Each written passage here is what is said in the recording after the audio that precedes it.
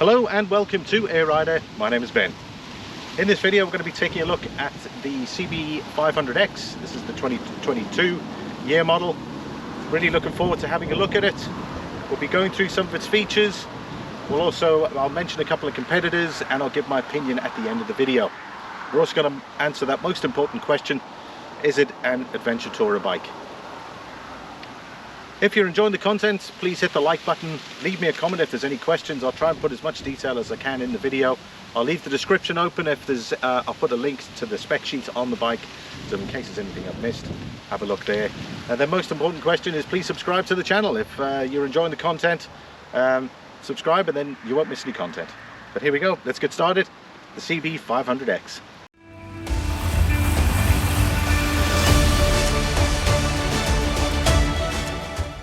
Right, let's go into the first impression as we always do. Straight away I was struck by how compact and how adventure looking the bike is. They've certainly done extremely well with the design. If you look at the front here, they've extended the fairings out from the sides. They've made it look bigger than it is, and then of course it's slimmed down at the rear. So if we have a look here, we can see it. You've got that kind of look there, very nice. Another thing I like is the colour mudguard, not something you generally see a lot. So they've taken their time in relation to actually painting that. Other manufacturers would just put a mudguard in and it would just be plastic and leave it at that. The shower forks, again, another great touch. They certainly look bigger than you would normally expect on a bike of this size. So they've gone with a nice bit of detail on that. I like this high gloss finish. Very nice. The build quality that I can see on this bike is really good. The first impression so far is pretty good. It's very positive. I've gone into the detail there. A couple of things that kind of stick out to me is the color-coded mudguard. That is something you don't really see. Also, they've got very large suspension struts there, I think, for the size of the bike, which means that it's probably going to handle really well in relation to the front there. The dual discs as well, also very nice. Not something you see on smaller bikes. They tend to be kind of single disc, which I know the older one did have. And again, I can see the quality is just really good. There's not too many bare plastics, and they've kept it, everything's color coded to a degree, and you've got high gloss finishes. Like it's really nicely done. I'll be looking at the LED lighting system. On the front, they've improved the headlights over the previous one, which improves the throw of both the high beam and the low beam. The light cluster really looks well detailed, and you've also got your daytime running lights just up at the top here. You've got LED indicators on both sides, and what's also a nice feature is that if you're in the case of emergency stop, obviously the hazard lights will come on at the back, warning anyone behind you. Looking at the rear, we've got LED. Obviously, we can see our LED indicators, and we've got an LED rear housing unit. So that's LED brake light and the LED tail light. Nicely put together. The tail tidy looks fairly decent as well. It's not too overly cumbersome. Very nice indeed. Looking at the front of the bike here, we've got Dunlop Trail Max tires. They're probably a 90/10. You can see there it has got these large knobbly sections in it. So at the moment we've got that adventure question kind of semi-answered at the moment. So obviously that's going to enable us to kind of do a bit of off-roading if necessary. But say you'd probably be restricted to the kind of off-roading that you'd expect. Again, it is a small adventure bike. However, it does have the facility to do some very light off-roading, so we've got that there.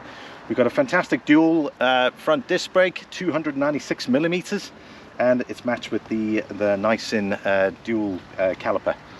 So I think strong braking performance can clearly be seen for this, and I think comparing the size of the bike, I think that's just superb. The Showa 41 millimeter front upside down forks as well is another thing as well, which I think is just fantastic. It's going to give you a decent amount of suspension travel, about 150 millimeters, which I think for this sort of size bike, I think that is enough actually, or should I say it's fair considering that other adventure bikes out there. So I think they've done well here with this sort of combination, the dual disc brakes, the mix on tires, and of course the upside down Showa forks. Well, we move to the rear of the bike. We've got a single brake disc with a single caliper. We've got 17-inch wheels on the, or 17-inch wheel on the rear, 19-inch on the front, and again the Dunlop Trail Max tires, that 90/10 mix. Again, ABS on the rear, not switchable as mentioned earlier. The ProLink, Honda ProLink suspension, and it's got 5 preset settings, and of course the swing arm has been altered compared to the older one as well, so it's slightly lighter as well to reduce a bit of weight.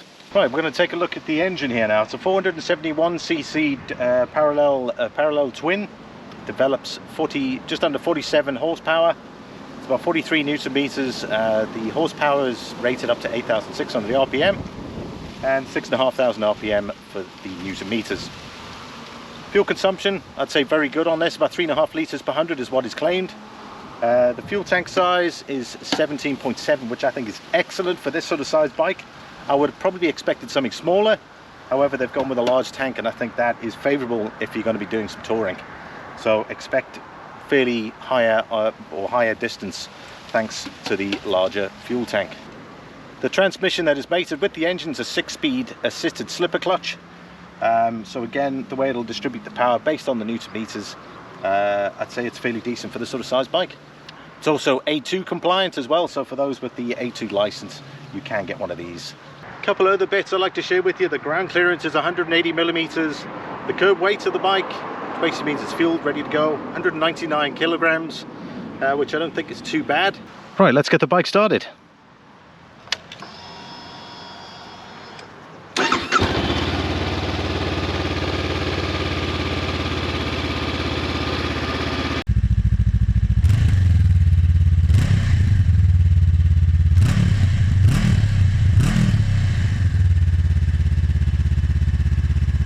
So we're going to check out the seating position. It's 830 millimeters. I'm about 5'9", just under 6 foot. So I'm going to see what the comfort level is going to be like, and I'll try and give you as much detail back as possible. Straight away, I've noticed they've contoured the seat a lot better. So straight away, I'm not feeling like it's pinching my legs.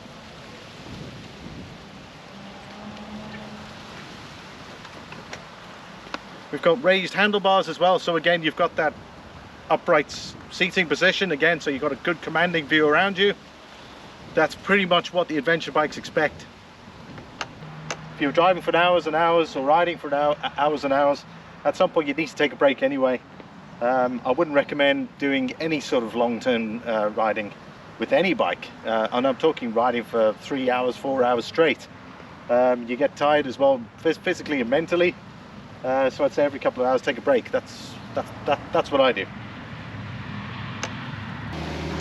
Right, looking at the handlebar controls, everything looks fairly nice quality as well. Everything's there's no issues accessing it. We've got a hooter here on the left, indicators, and obviously your brights and standard beam, and you've got your cut-off switch here, hazard lights, and of course your engine starter.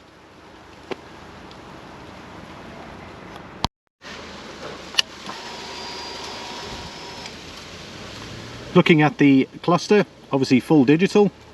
We can see our lights that come up on this side here, and we've got, obviously, if you've got your brights on as well, I'll just put those on so you can see it there. Digital speedo, we've got our time at the top there, we've got our gear selector, our rev counter, fuel gauge as well, and we've got a trip A and trip B can all be selected via these points here. Everything is fairly clear as well, and they've got this nice cover on there keeping the lights off it, so it will be easy to see.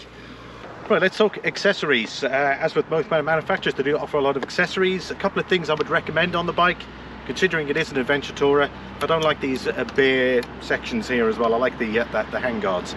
I would recommend that as well. It's also very good, you know, if it is particularly rainy as well, it'll keep the rain off your hands there to a degree and channel the kind of wind and rain away from your hands. Another thing I would recommend are heated hand grips as well, and I would recommend a center stand. That's something, it's just relatively, if you need any maintenance done on the bike, you whip up the center stand, you can take the wheels off, really straightforward. You can also get a USB charger as well. I would probably recommend that as well, so you have got some connectivity for connecting GPS systems. There's a nice bar up here as well, or if you've got a phone mount, you can just mount it there, and then you've still got the option there to attach it to the USB charger. Taking the bike touring distance wise, there is an option for some cases and obviously a top case as well, so I would recommend some form of luggage system on it, whether that would just be the kind of top case, or if you want to go with the whole hog, and attach all the cases on as well. That'll certainly give you the distance. Well, I'm going to mention a couple of competitors here. So we're going to look at the KTM 390 Adventure. It's a single cylinder. Looking at the characteristics of the actual bike, I'd say it's probably more suited for off-road rather than an adventure tourer. Looking at the kind of stats on paper, unfortunately I don't have any KTM dealers around me, so just looking at the general stats of the bike, you're going to find it difficult to compare it. Yes, it might be cheaper on the price, but what's nice about this bike here is it gives you a lot more usability, like your day-to-day commuting, the larger fuel tank, the ability to put cases on so you can go distance with it. The parallel twin motor makes it a little bit smoother versus the single cylinder. Yeah, sure, you may not see a lot of off-roading, but generally in this particular country in Ireland, I'm not sure what it'd be like in other countries, the bike has got some ability to do some off-roading, which is probably what everyone's going to encounter from day to day.